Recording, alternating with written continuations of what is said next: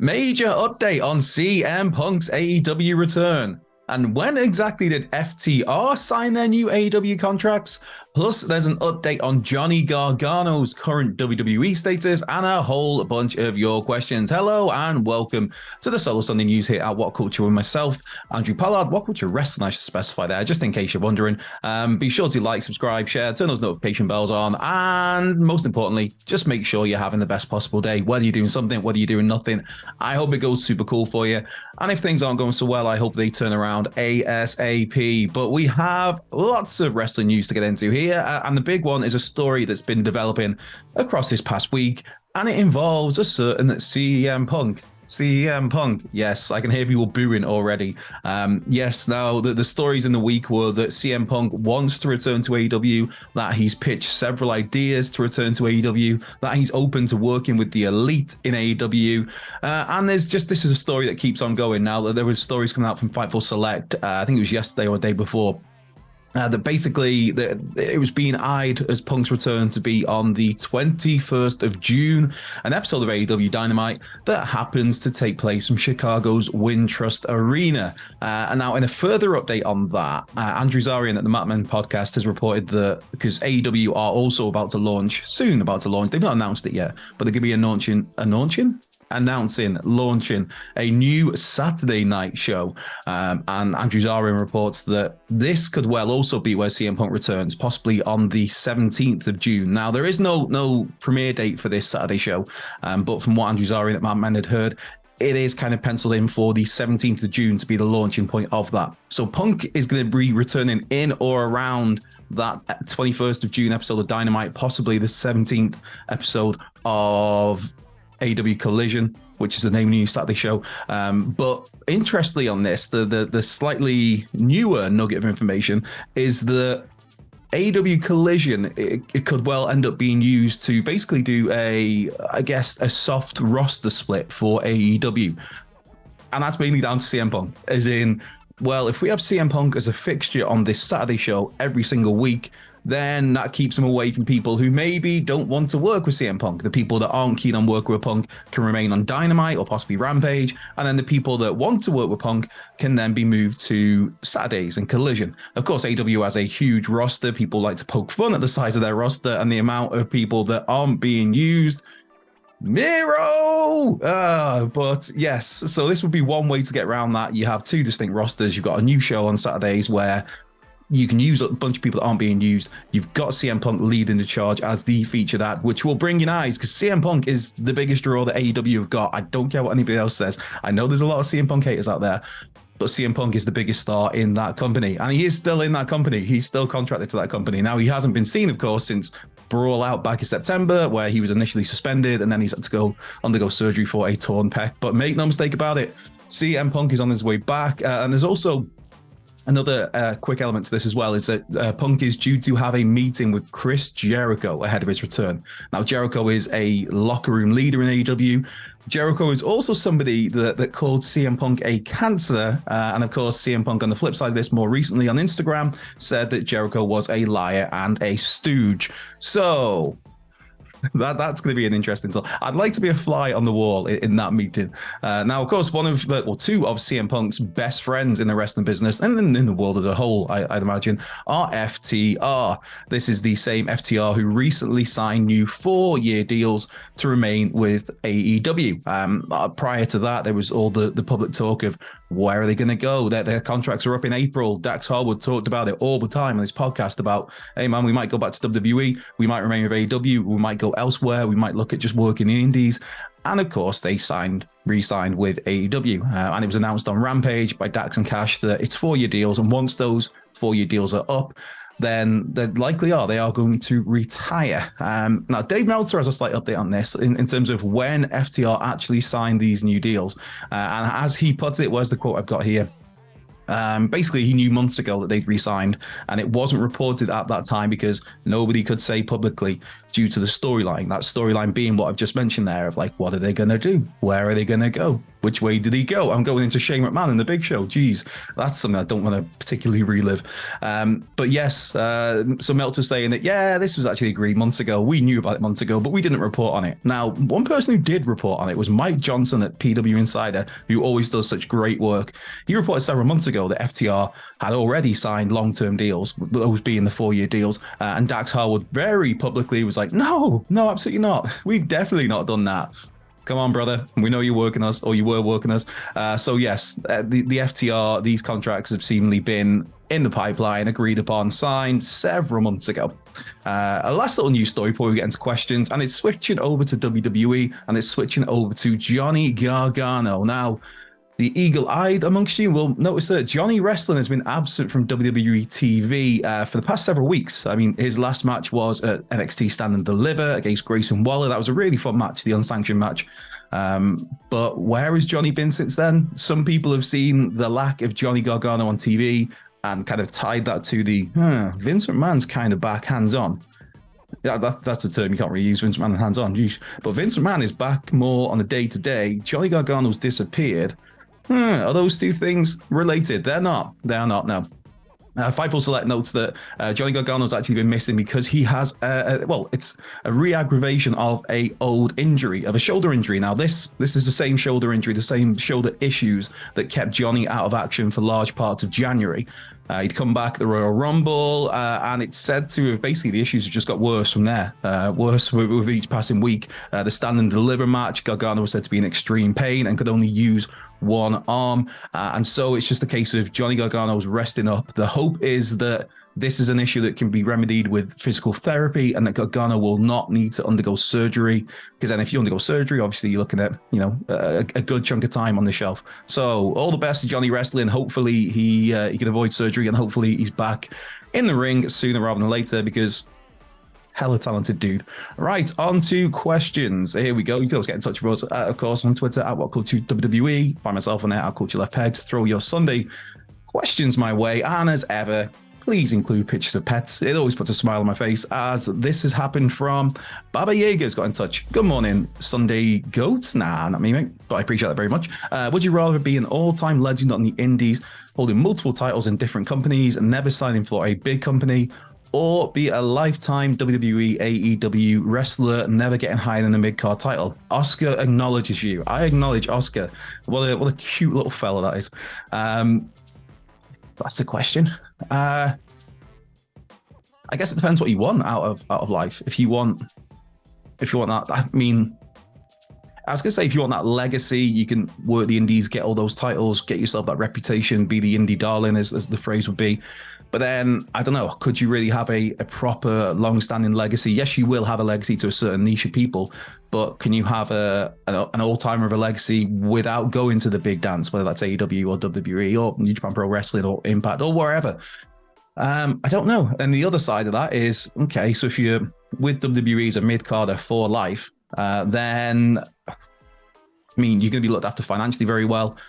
You're probably going to end up in the Hall of Fame, if that means anything. I really don't know by this point in time. Yeah, so it's a tricky one. I think part of me would, yeah, because I mean, if you're a mid-carder in WWE, you are going to get to compete still at a Royal Rumble, at a WrestleMania, at a SummerSlam, at those sort of stages. So even if it's only middle of the card, you're in a 6, 7, 8 minute match at WrestleMania, you can still say you competed at WrestleMania in front of whatever number, 300,000 people. I'm sure they would say the attendance would be. So I guess I probably lean that way, but I don't know. That's a very, very, very good question. Yeah, I'd like to say both. Start off on the indies, become the king of the indies, basically become Matt Cardona, and then end up back in WWE. And yeah, we'll see how we get on. Mark Solid's got in touch. Hey, Mark. Oh, look at that for a picture. 3 doggos for the price of 1. More than Andrew, with the inevitability of a blood and guts match coming between the Elite and Blackpool Combat Club, do they just do 4v4 or bring in someone else on each side? I don't think they need to, but if so, who would you pick for each side? MJF and Wardlow. Yeah, I'd just go for 4 versus 4. It's there itself. It's the 4 from the BCC. You've got the 4 in the Elite with Hangman Page, the Bucks, and Omega. If you were to add somebody, Takeshita's a name that comes to mind for me, but you could do that one of either two ways, because Don Callis, of course, has been trying to woo Takeshita. And maybe it's Takeshita and Don Callis join the Blackpool Combat Club, but elsewhere, also Takeshita would be a good fit for the elite side. I mean, you've got Adam Cole, baby, but he's going to be tied up with Chris Jericho. Jay White would be an option for the elite, but then it's a weird place at the moment because Jay White is positioned as a heel, as is Juice Robinson. They're Bullet Club Gold, which that name just sounds very naff. I'm not gonna lie, two very talented dudes, but a naff name. But they're pals of the elite, but yet the elite of babyface is their heels, so I don't know if you could get away with that. So yeah, I'd just keep it 4 versus 4, but there's some options. I think Takeshita's the first one that comes to mind for either side. You can make that work. Hector Garcia the third's got in touch. Hey Hector, what match would be what match would be better overall, booking, build, and in ring and storytelling? Punk versus Omega or Rock versus Roman? Dog sitting this week. Look at that. Again, 3 doggos. Thanks for sharing that, Hector.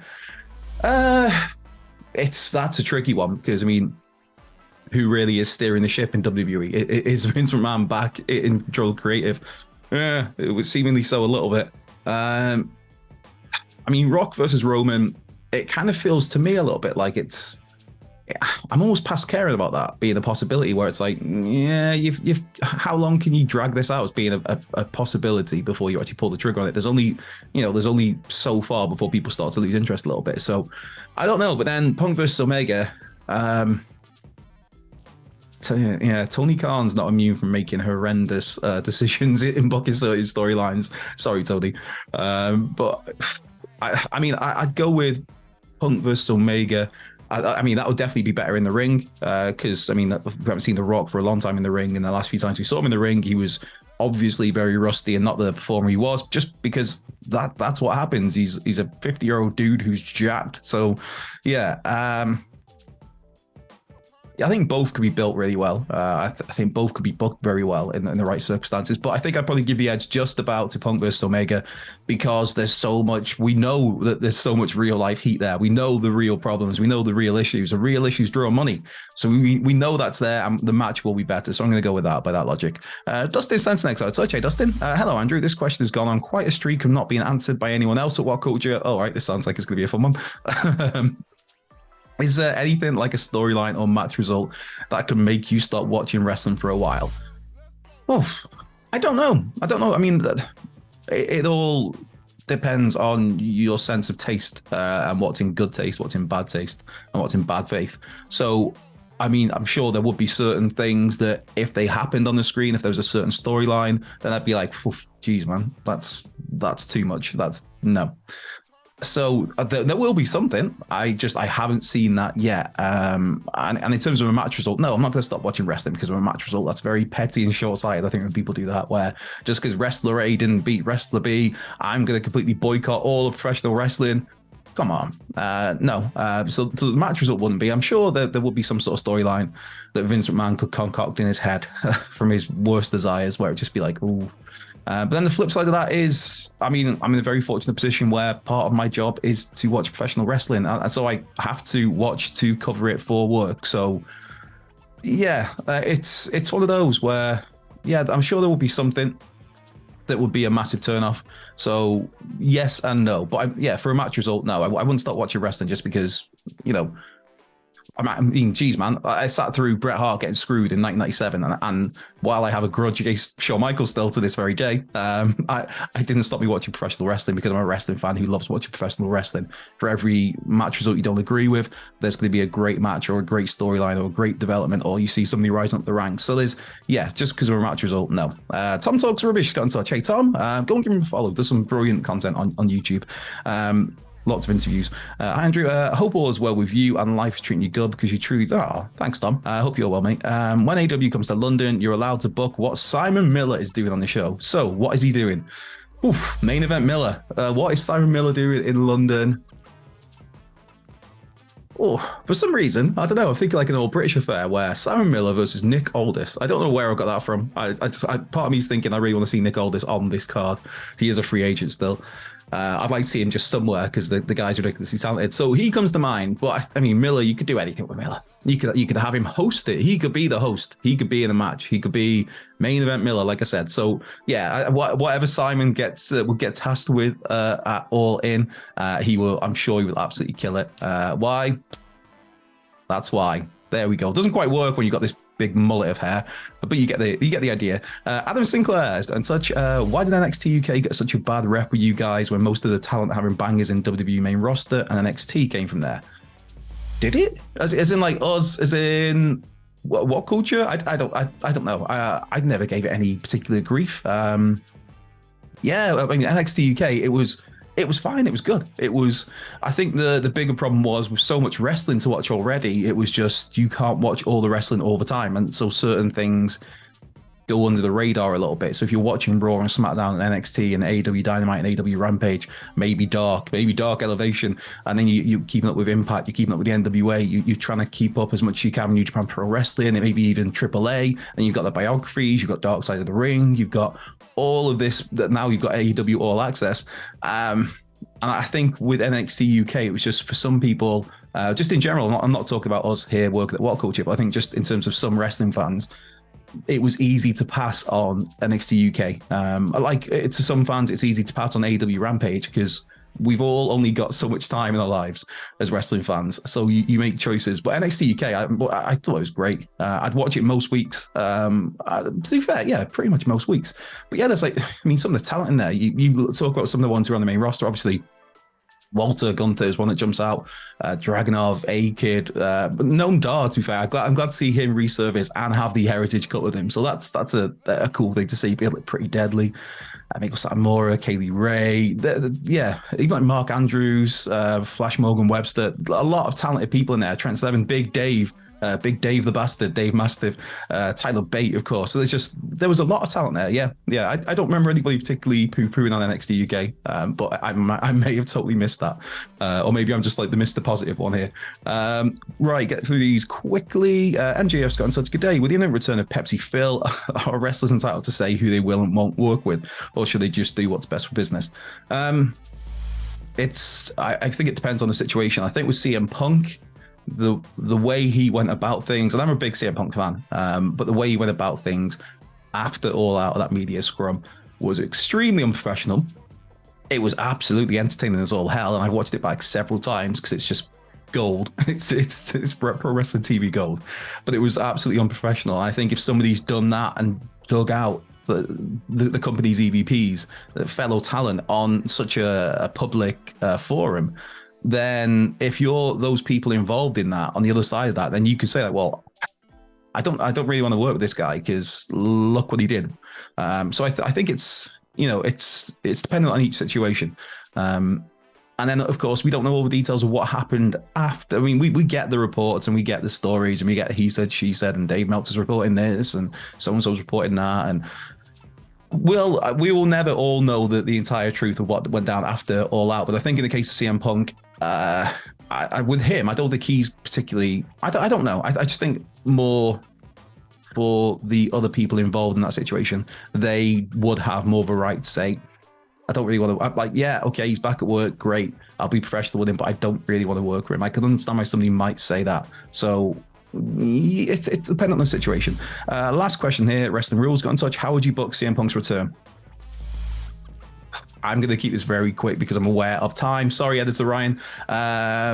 You do it in Chicago. That's the big start. All those talks from before of round about the middle of June in Chicago for Dynamite or for AEW Collision or even for AEW Rampage. I think key to it is having it in Chicago because then Punk's going to get a great reaction. That city will forever love that man, and the roof will come off the Wintrust Arena if CM Punk comes out, if Cult Personality hits, and I think that's one way of getting people back on side straight away. In certain other markets, it might be a case of Punk comes back and there'll be a good amount of boos, and that's fine. To be fair, you can embrace that. You can always go with CM Punk as the heel who comes back. He loves being a heel.